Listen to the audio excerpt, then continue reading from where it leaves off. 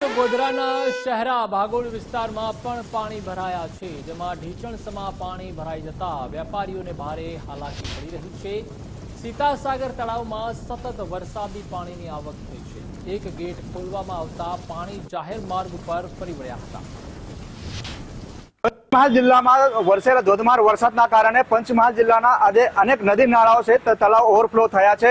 ત્યારે હાલ વાત કરીએ પંચમહાલ જિલ્લાનું મુખ્ય મથક ગોધરા શહેરના, તો ગોધરા શહેરના મધ્યમાં આવેલ જે સીતાસાગર તળાવ છે તે ઓવરફ્લો થતા તળાવનું જે પાણી છે એ મુખ્ય માર્ગો પર ફરી વળ્યો છે। હાલ આપણા સીધા દ્રશ્યો બતાવવાના પ્રયત્ન કરીશ કે ગોધરા શહેરના વચ્ચેના ભાગે આવેલું જે સીતાસાગર તળાવ છે તેમાં વરસાદી પાણી ભરાઈ જતા ઓવરફ્લો થયો છે અને તળાવનું જે પાણી છે હાલ જે ગોધરા શહેરનો જે શહેરા ભાગો જે મુખ્ય બજાર છે, જે મુખ્ય માર્ગ છે તેના પર ઘૂંટણસમાં પાણી ભરાઈ જતા અહીંના જે વેપારીઓ છે વેપારીઓને ભારે હાલાકી ભોગવી પડી છે। સાથે સાથ રસ્તા પરથી પસાર થતા જે નાના મોટા વાહન ચાલકો છે તેઓને બી ભારે જીવના જોખમે પસાર થવા મજબૂર બની રહ્યા છે। ત્યારે આ જે મુખ્ય માર્ગ છે, મુખ્ય માર્ગો પર ઘૂંટણસમાં પાણી ભરાઈ જતા કેટલાક દુકાનોમાં પાણી ભરાયા છે। ત્યારે અહીંના સ્થાનિકો દ્વારા નગરપાલિકાને અનેક વાર રજૂઆતો કરી છે, પરંતુ નગરપાલિકા દ્વારા જે અહીંનું વરસાદી પાણી નિકાલ કાયમી સ્વરૂપે નિકાલ કરવામાં જે માગણી રજૂઆત છે તેને લઈ અત્યાર સુધી નગરપાલિકા દ્વારા કોઈ પણ પ્રકારની કામગીરી કરવામાં આવી નથી તેવા આક્ષેપો અહીંના સ્થાનિકો કરી રહ્યા છે। ત્યારે